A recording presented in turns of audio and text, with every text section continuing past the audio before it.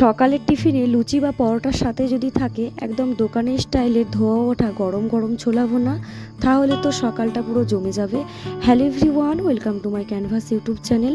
আজকে সবচেয়ে সহজ উপায়ে আর সঠিক পরিমাপে এই লোভনীয় ছোলা ভুনা বা বুট ভুনার রেসিপিটা আপনাদের সাথে শেয়ার করছি। স্কিপ না করে ভিডিওটা শেষ পর্যন্ত দেখতে থাকুন। ছোলাগুলো আমি আগের দিন রাত্রেই পরিমাণ মতো জল দিয়ে ভিজিয়ে রেখেছিলাম। দেখেই বুঝতে পারছেন কতটা সুন্দর ফুলে উঠেছে।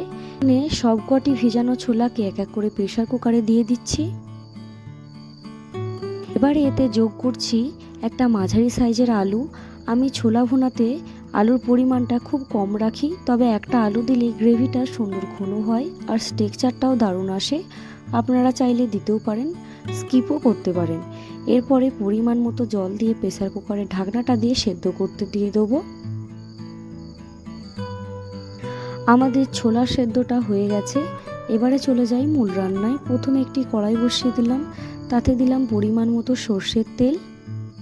তেলটা হালকা গরম হয়ে উঠলেই আগে থেকে কুচিয়ে রাখা পেঁয়াজটাকে একটু নাড়াচাড়া করে নেব।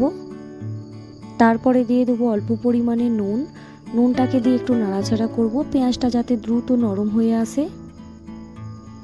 পেঁয়াজটা যখন হালকা রং বদলাতে শুরু করবে, ঠিক এই পর্যায়ে আমি দিয়ে দেবো আগে থেকে কুচিয়ে রাখা টমেটোটা যাতে তাড়াতাড়ি গলে যায় তার জন্য উপর থেকে ছিটিয়ে দিচ্ছি একটু নুন। যেহেতু আমি ছোলা সিদ্ধর সময় নুন একদমই ব্যবহার করিনি, তাই মশলাতে নুনের পরিমাণটা বুঝে ব্যবহার করছি। এবারে এটাকে স্লো আঁচে একটুখানি নাড়াচাড়া করতে থাকবো যতক্ষণ না টমেটোটা হালকা গলে আসে। দেখুন টমেটোটা যখন গলে আসবে, ঠিক এই পর্যায়ে আমি দিয়ে দেবো আদা রসুন বাটা। এবারে এটাকে একটু নাড়াচাড়া করে নেব। এবারে স্লো আঁচে এক এক করে সব মশলা দিয়ে দেবো। প্রথমে দিয়ে দিলাম হলুদ গুঁড়ো, তারপরে দিয়ে দিলাম ধনে গুঁড়ো, তারপরে দিয়ে দিলাম জিরে গুঁড়ো, আর দিলাম স্বাদ মতো লঙ্কা গুঁড়ো। এবারে সবকটা মশলাকে খুব ভালো করে নাড়াচাড়া করতে থাকবো। এবারে দিয়ে দেবো আগে থেকে ফাটিয়ে রাখা ভালো করে টক দই। মশলার সাথে খুব ভালো করে এটাকে কষাতে হবে।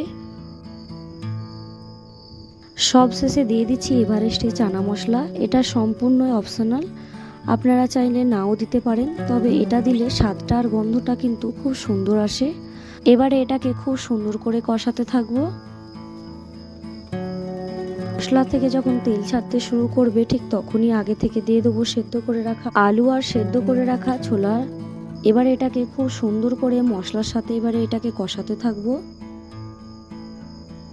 মশলার সাথে ছোলা আর আলু খুব সুন্দর করে কষানো হয়ে গেছে। এবারে দিয়ে দিলাম পরিমাণ মতো জল।